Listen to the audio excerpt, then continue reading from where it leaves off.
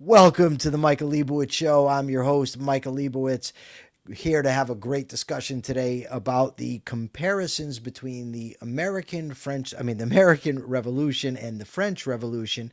And here to do that is Lawrence W. Reed. He was the president for the Foundation of Economic Education between 2008 and 2019. Is that correct? Yes, it is. He also served as the chairman of its board of trustees in the 1990s. He previously served for 21 years as president of the Mackinac Center for Public Policy in Midland, Michigan. He taught economics from 1977 to 1984 at Northwood University and chaired its economics department between 1982 and 1984. Lawrence, thank you for taking time to be with us today. Do you like to be called Larry? Because she says Larry on your Oh, screen. yeah, please call me Larry. I use Larry, all Lawrence right. as a formal byline, but you and I are good friends, so please All call me right, Larry. we'll go with Larry. Okay, Okay. so there's so many different ways to address the differences. So the first thing I want to talk about, who were the major thinkers that gave rise to the American Revolution, and who were the major thinkers that gave rise to the French Revolution? And I understand it's not as neat as the question makes it out, Yes. but generally speaking.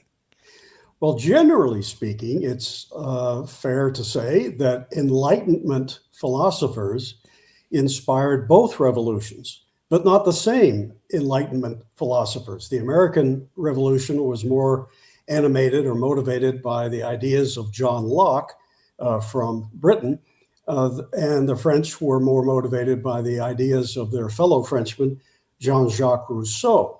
Uh, Again, both were Enlightenment thinkers, so they were pushing the world in the direction of open-mindedness. Let's consider science. Let's get rid of superstition. Let's question authority. But beyond that, they were quite different in their how they applied these new ideas. Okay, so fundamentally, what did Locke teach and how did he influence the founders of the United States? Well, he was certainly probably the number one philosophical influence on our founders in America.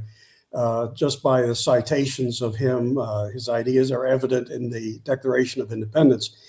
He was a strong believer in natural rights, that rights come by virtue of your nature. Now, different people can say different things about where the nature of human beings comes from. Some would say it's just nature. Others would say no, that's what the Creator endowed us with. But in any event, Locke would say rights do not come from government. If government does its proper job, he would say it defends rights. It allows for people to have the freedom to exercise them, but it does not grant rights. And there's great danger, Locke said, if you go down that path, that government, the king, the parliament, whatever, somehow is the fount of rights and the outfits or the people that grant them. Um, and he was a great friend of private property too, whereas Jean-Jacques Rousseau was precisely the opposite on that issue. He was an enemy of private property. And so Locke's language ultimately makes its way into the Declaration of Independence. Yes. Now, it was in the Virginia, I believe, the Virginia Bill of Rights or the Virginia Constitution that was, by George Mason, and then it gets through Thomas Jefferson and into the Declaration of Independence. But these ideas of property rights, of individual natural rights, permeated the American Revolution, Yes. permeated the communities at that time. Now, when it comes to Rousseau, and I want to make sure that we can, because the French Revolution takes place kind of in stages, Yes. right? They start off with the Republican ideas, and you end up with the Reign of Terror. So I want to kind of get there the right way. But who did Rousseau influence, and how did they come to ascendancy during the French Revolution?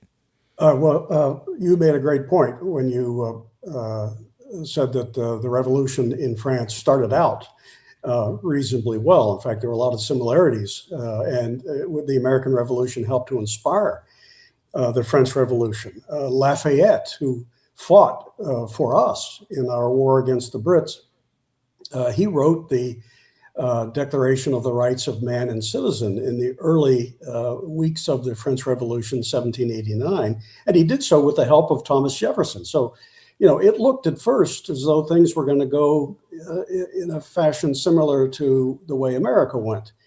But the revolution got hijacked, and that's when you see Rousseau's ideas really coming to the fore.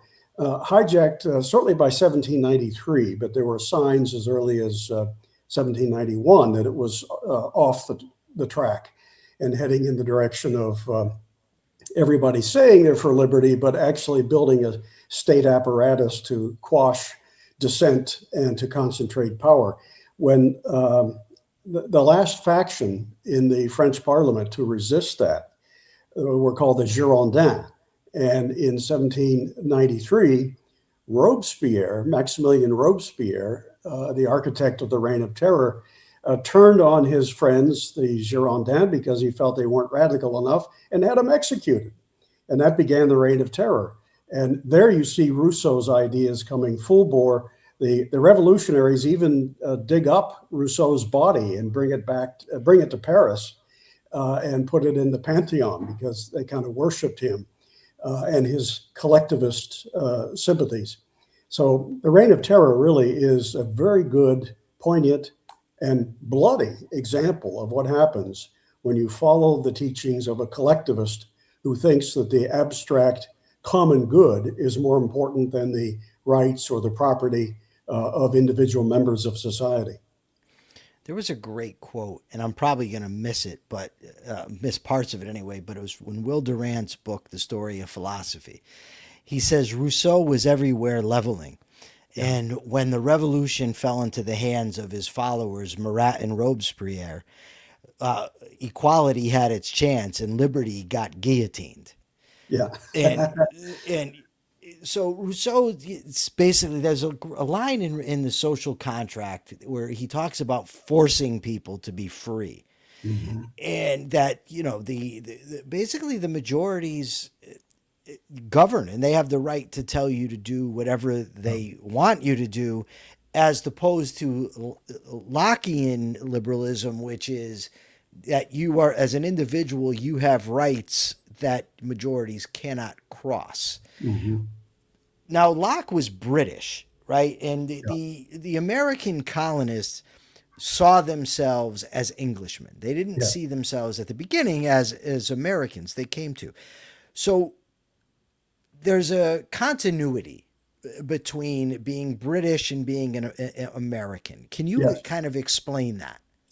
Yeah, there really is. And that works profoundly in our favor here in America. We had, as Englishmen, we were claiming by the 1770s that Britain had been depriving us of the traditional rights of Englishmen.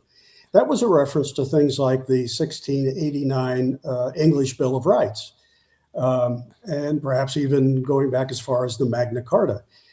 There were no such similar documents in French history. In fact, the Parliament that the last king of France, Louis XVI, the one the revolution overthrew, the Parliament that he called into session hadn't met for 175 years. And so French people didn't have much experience with self-government or a government that recognized individual rights, whereas we did have that tradition. And for over 100 years before our revolution, Britain pretty much left us alone. So we developed a little further along the democratic Republican path than even Britain had. We had self-governing elected legislatures, and we had all the trappings of a democratic republic, but France didn't have that. So maybe that's one argument that can let the French a bit off the hook, because when their revolution started, they had no sound experience of rights and limited government to look back on and build upon. We did. Well, that's true. Now, you mentioned they summoned what they called the Estates General. Yes. And there were 3 separate estates. Can you tell us a little bit about those? Yeah, these were class divisions, and they were reflected in the composition of the Estates General. Had been for, all the hundreds of years it had been occasionally instated. The first estate was the clergy, very much a privileged, church and state tied at the hip kind of arrangement, enjoying tax-free privileges and other favors from the government. The second estate was the nobility, which more than anything else was a throwback to feudal times, lords of the manor and the serfs who did what they were told and so forth, hereditary titles and what have you. Those were the first two estates. The third estate was everybody else, and that was like 95, 97% of the French people. And the way the Estates General had always worked was that the estates would have, no matter how many members made them up, who were actually sitting in the parliament, whenever a vote came up, each estate had only one vote. And so you could have, as often was the case when it met, the Estates General would divide along these lines. The first and second estates, nobility and clergy, would vote, 2 votes for whatever the measure was, and the third estate would vote no, but would be outvoted, even though they're 97% of the people. Now, you had mentioned Lafayette and the Declaration of the Rights of Man and Citizen. In Lafayette, initially, he goes. If my history is correct, if I'm wrong, just correct me, obviously. But he confers with King Louis, and King Louis agrees to the Declaration of Rights of Man and Citizen, and it's basically going to be a constitutional monarchy wherein the king stays in power, but he's subject to this Declaration of Rights. What goes wrong? Why doesn't that sustain? Well, it was only not much more than a statement. I mean, it had a lot of good in it, but it wasn't a constitution that laid out the branches of government and their functions and duties and do's and don'ts and what have you, like our Constitution did. That was to come later. It was a nice opening statement that many lovers of liberty today would be in sympathy with, for the most part. Then in 1791, 2 years after the Declaration of the Rights of Man and Citizen, there is a constitution drawn up, but the revolution is already drifting off track. And that constitution really was, by the Reign of Terror 2 years later, was ripped up. So what good it might have done, it just wasn't around long enough to be implemented. So then you just have a bunch of thugs running the show until Napoleon knocks heads together late in the decade, 1799, and brings order out of the chaos. The American Revolution succeeded because those who instigated it achieved what they were after. The French Revolution was aiming for far more. They wanted to rip up every aspect of society, practically. Well, what they ended up doing within a decade was, after a lot of bloodshed, was to simply turn the place into a one-man dictatorship, and Napoleon names himself the emperor, fights the rest of Europe for another 15 years, and then the monarchy returns. So they went full circle. You can hardly say that revolution succeeded. You talked about ripping things up. So initially they had the 3 estates, like you said, Yes. and then there was controversy. They didn't, the bulk of the population, understandably, doesn't want this small minority of the clergy and the nobility to outvote them. The only analogy in America I can think of is the Senate, where the Senate, each state got 2 senators, regardless of how many people are there, and that is to kind of act as a stop to pure democracy. Mm-hmm. Now in France, they wanted all of the estates to come together, and each person gets a vote rather than each estate getting a vote, which you can see the influence of Rousseau there already with the just sort of pure democracy. And they decide to start doing away with the past. So instead of reforming the clergy, they abolished the clergy, that type of thing. So what are some of the major changes that they made in France? Well, certainly on August 4, 1789, this was a very important date, second only to perhaps the storming of the Bastille. My birthday. Oh, tomorrow? Not 1789. No, Oh, August 4th. You said August 4th. August 4th. Okay, yeah. Yeah. Well, it was on that date, just 2.5, 3 weeks after the storming of the Bastille, that the National Assembly, which had broken off from the Estates General and now said, we are the legitimate governing body. Heck with those other two factions.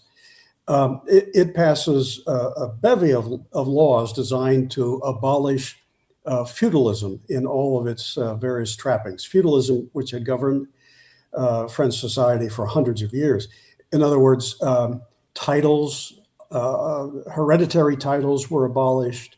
That was probably the single most important measure. That just knocked feudalism into a cocked hat in one fell swoop.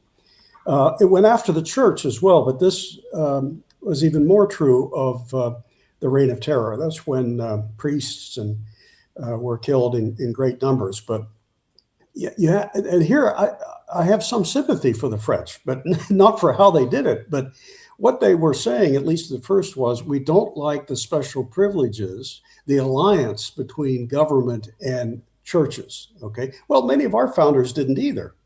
But we never had a church so closely allied with the state, a powerful, omnipotent state, that our founders ever felt the need to go to war against the church. There were lots of churches flourishing in all the colonies in 1776. So they go after the church and effectively ban it. They begin to issue paper money.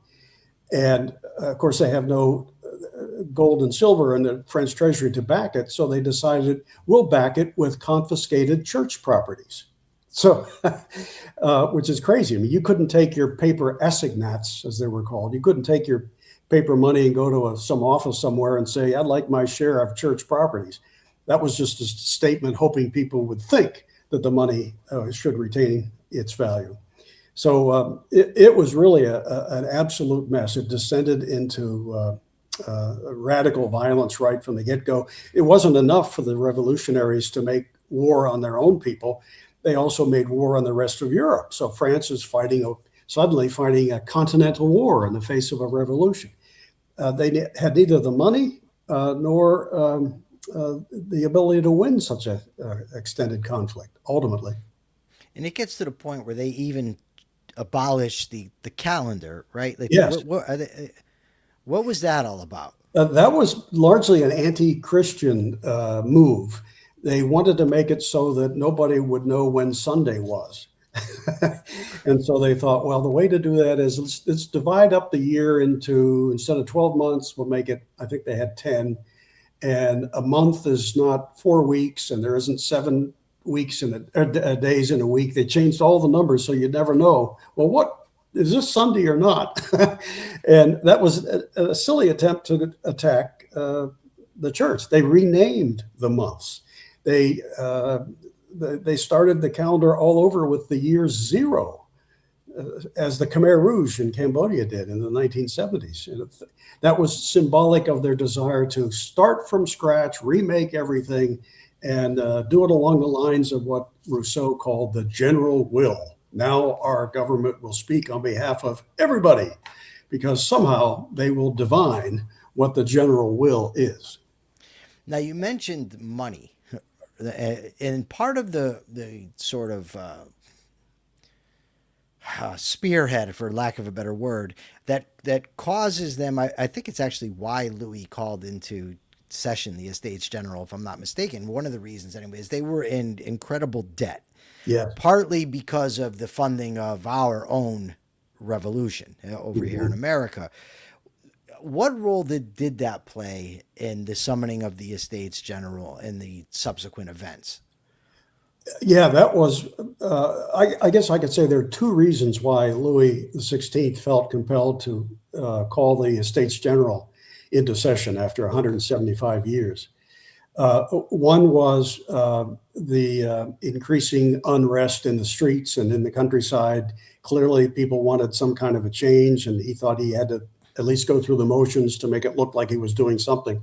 But the financial side of things was every bit as important. He essentially had driven the French treasury into near bankruptcy. Now, he spent an awful lot of money to help America, and went deeply into debt in part to support the American War for independence. So I can thank him for that, but he wasn't thinking so much about the long term for his own people. That was he couldn't afford it, not with all the other stuff that he was spending money on.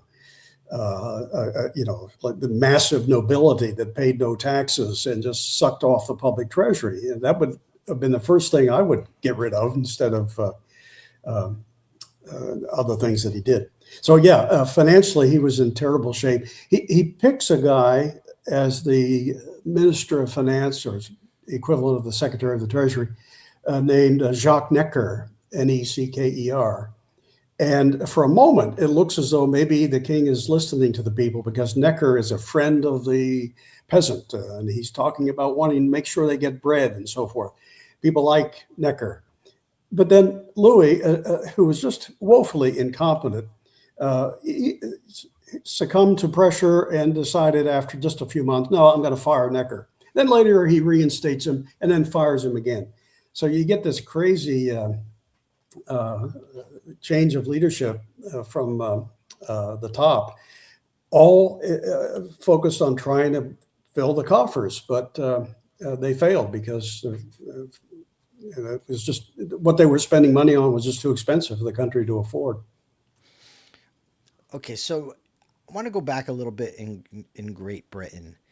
In 1215, we have the Magna Carta. Later on, I think in the 1600s, there's the Petition of Right. Later on in the 1600s, there's the English Bill of Rights comes out. And people, and of course, Locke, he writes his two treatises on government, I think in 1689. Yep. And you've got this idea of the rights of men, and the Americans see themselves as Brits. They're just being deprived of their rights as Englishmen. So you have this sort of straight continuity. Yeah. Not to say that these ideas weren't revolutionary and weren't new, but they kind of developed over a long period of time in Great Britain. Now, when you look over at the French Revolution, they are trying to cut themselves off from the past to the point where they are getting rid of the years. Yeah. So now, of course, we talked a little bit about the differences between Locke and Rousseau, but another debate starts now between two other guys, two other thinkers of the time, Edmund Burke and Thomas Paine. Yeah. Edmund Burke had supported the American Revolution because he understood it was continuity with the past. He was vehemently opposed to the French Revolution because of the fact that he saw that, he said, if you just completely sever yourselves from everything that's sustained you up to this time, you're going to end up with a disaster. Yeah. Thomas Paine, on the other hand, he's just looking at it as the rights of man need to be respected and need to be upheld, and all these institutions, it's all fine. And even here in America, this sort of debate springs up about whether we should be backing the monarchy during the French Revolution. Thomas Jefferson argues that regardless of who's in power over there, our treaties that we've had and our alliances with the French people, I believe John Adams says no, our alliance was with a specific government, not with the people. And if I'm not mistaken, Adams later on in life, Jefferson actually told Adams, you were right about that. So what is going on in the United States at the time of the French Revolution? At first, there is a great deal of excitement, as there is in much of the world in 1789. We are in the process of putting our newly ratified Constitution into place. It was drafted just 2 years before and finally scheduled to take effect, I believe, in 1789. Washington was about to become our first president. And, because the early signs look positive from afar that, hey, the French are getting rid of an absolute monarchy. They weren't yet talking about beheading the king, just a constitutional monarchy, which many of Americans would say, well, we wish they'd go a little further, but that's better than what they had.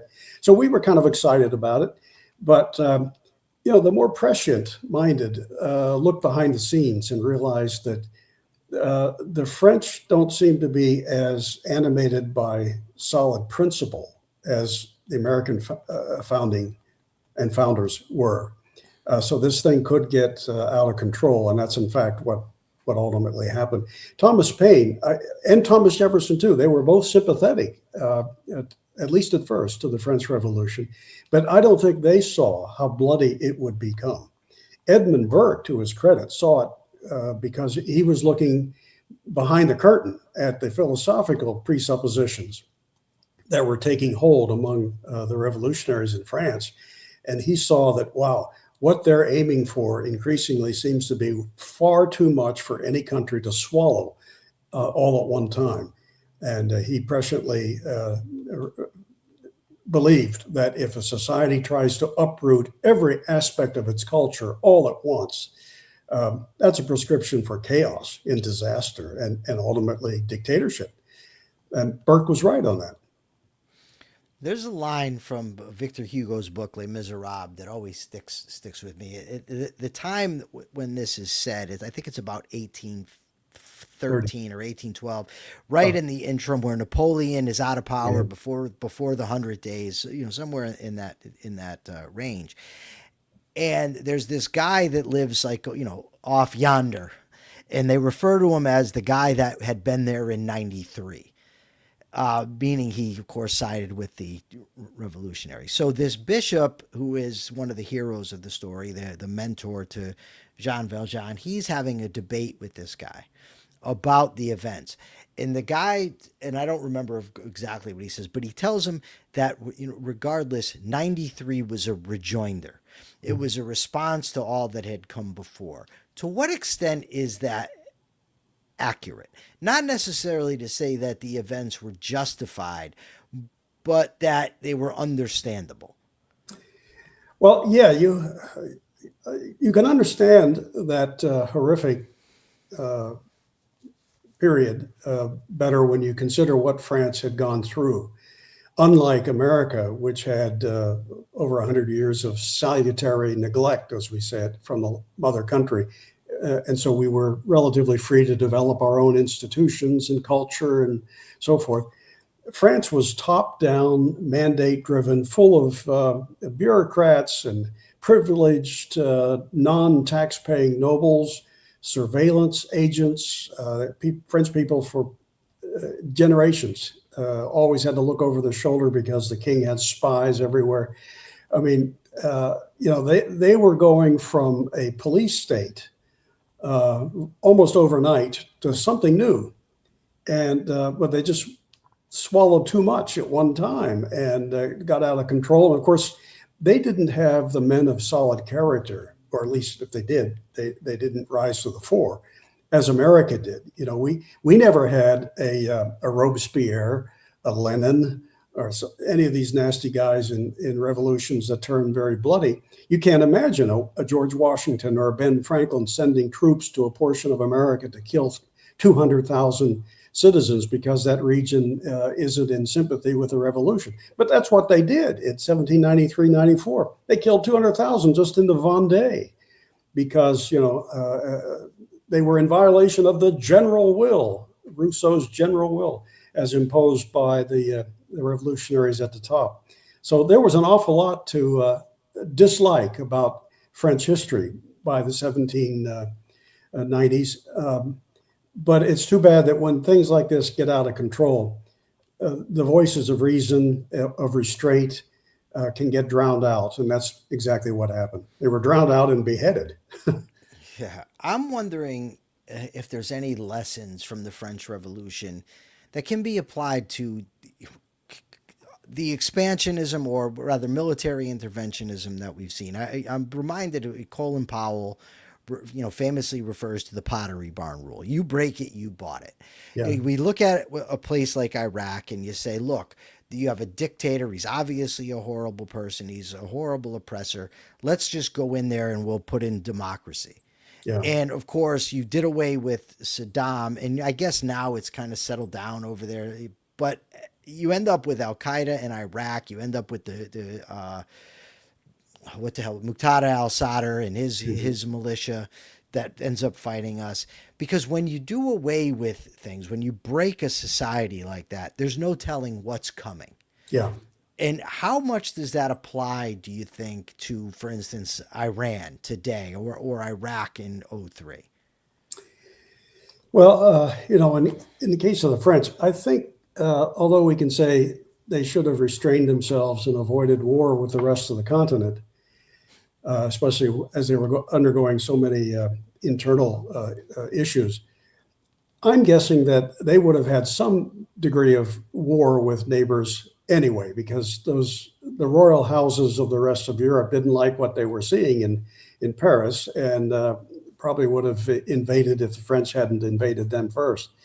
Um, but I think the French would have bore less of a burden if they said, "Look, we're simply going to defend our borders. We're not going to try to take over Austria and Prussia and the rest of Europe." And ultimately, under the successor to the revolution, Napoleon, all the way to Russia. I mean, that was the big lesson there, is to defend your own territory and leave other people alone. That's really the lesson of so many interventions in history. I'm not sure, though, Michael, if I've specifically answered your question. I'm just wondering, like, I remember it was actually Tucker Carlson, whom I can't stand now, but back then, 2004 or so, he was the young intellectual. He was, buttoned up, and he made the point about a defense of dictatorships, essentially. He said that you got rid of Saddam, and look what's happened. Oh, yeah. Look what was sort of simmering underneath. And I just wonder how analogous that is to what's simmering underneath when you got rid of the monarchy and you got rid of the clergy. These admittedly evil institutions, bad institutions, oppressive institutions, but you got rid of them and you ended up with a lot of people losing their heads. That's right. And when you got rid of Saddam, you had the Pottery Barn rule. A lot of stuff was simmering underneath. Yeah. And if you get rid of these horrible mullahs in Iran, I've had discussions and debates with people, and I said, yeah, they're evil, but once you start that process, you don't get to then decide what comes next. Yeah. And I just wonder how analogous it actually is. And it could be that I'm just reaching. I'm just wondering what your thoughts are. Well, you've touched on something that many libertarians, including myself, have called attention to, and that is that these so-called neocons who want to make the world safe for democracy by intervening in the affairs of other countries, things have a way of going in directions that they could never have anticipated. At the time of the first Iraq War, I remember thinking, wait a minute, Iran and Iraq had just fought like an 8 or 9 year conflict against each other. It was sort of in our interest, I think, to leave that situation alone. Let Iran have a natural enemy neighbor. Let them fight amongst themselves. But instead we went in, ultimately in the second war, we get rid of Hussein, which removes that buffer that could have been there, perhaps unsavory as the regime was, against Iran. But nobody predicted that. But they should have. They should have recognized that you shake things up like that. Some things are not going to land where you think they are. Exactly. So the French Revolution, that starts off with the idea of individual rights, or at least human rights, natural rights, ends within 11 years with the dictatorship of Napoleon, who's expansionist. He ends up emperor. And I just, how do you think? So that obviously didn't hold up. Yep. But we just went, the 250th anniversary of the Declaration of Independence. How do you think the United States is held up? Well, that's a great question. And I guess as libertarians, we're always wrestling with that. And there are a lot of things that make us very unhappy when we see the size and the scope and the incompetence and the intrusiveness of big government. Our founders would be shocked at how big we've let it become. But I don't think it would be fair to say that our founding documents, the Declaration and the Constitution in particular, have failed us even though we have a government far beyond the bounds our founders ever intended. I think it's probably more accurate to say we have failed those documents or are in the process of failing them. What our founders gave us were phenomenal blueprints, unprecedented in the history of humankind. But even they knew that they were just pieces of paper. You know, famously, Ben Franklin was asked after the Constitutional Convention concluded, Mr. Franklin, what form of government have you given us? And he supposedly said, a republic, madam, if you can keep it. He knew that all they had done was to put some great stuff on paper. But if future generations decide, nah, that's too restraining, we want to do something else, they'll find a way to get around it. I mean, ancient Rome, same thing. This has happened time and time again.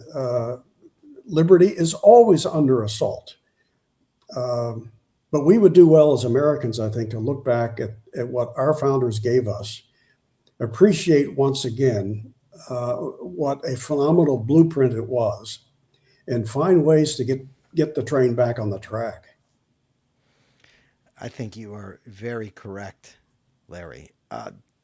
Did anything miss us? Did we not cover something we should have covered before we wrap up? Well, you know, your listeners may want to know, well, what can I read on these subjects? I was fascinated by a book a few years ago by Stephen Clark on the French Revolution, and to this day, I think that's my favorite on that era and that period. So, if somebody just wants the nuts and bolts, but in elegant prose of what happened during the French Revolution, Stephen Clark, Stephen with a PH, Clark, I think has an E on the end, is a great book to read. Awesome. And Larry, where can people find you? I have a website, lawrencewreed.com. Lawrence is spelled Lawrence. W is the middle initial, REED.com. And in the blog section there, I put links to virtually everything I write, whoever publishes it. So awesome. Larry, thank you so much for taking time out of your day to be with us. Really appreciate it. My pleasure. Thanks again, Michael. For now, this has been the Michael Liebowitz Show. Till next time.